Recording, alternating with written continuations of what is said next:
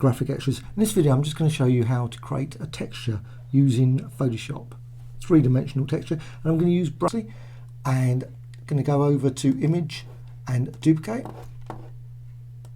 click OK. So I've got a duplicate image there. Now I'm just going to quickly fill that with white.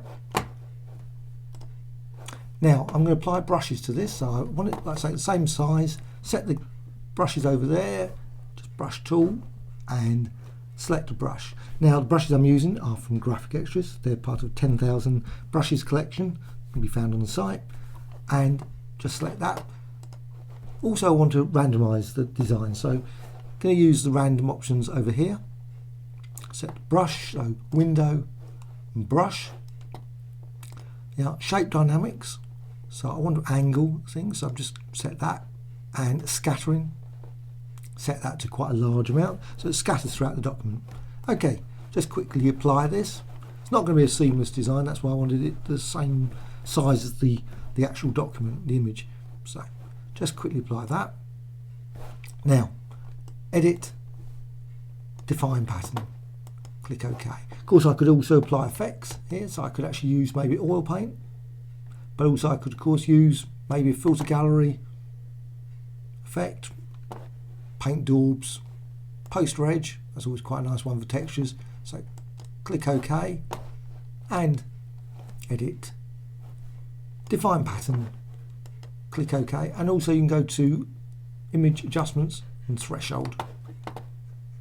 That creates a very nice texture as well. So edit, define pattern. Okay, now once I've done that, I can go back to the original document and layer, and I want to actually use the layer style. Well, I can't see that at the moment, so what I have to do is go over here to the layers palette, window, layers, and click that. Now if you're using an earlier version than 14.2, you'd have to go to, probably one way around it is to go to a layer, duplicate layer, so you can create that as a actual layer. Okay, so I want to click that, becomes a layer. Now I can go over to here, layer, layer style, bevel, emboss, and I'm just going to put those all down to their 0 settings. Right. Texture, click texture, go over here and select one of those. I've also created some earlier, so you've just got some earlier designs using the same brush. So right, select that one, select that one, select that one. If you want, obviously just remember to set the scale, and of course don't have to put it all the way up to there, but just put it up to 100%.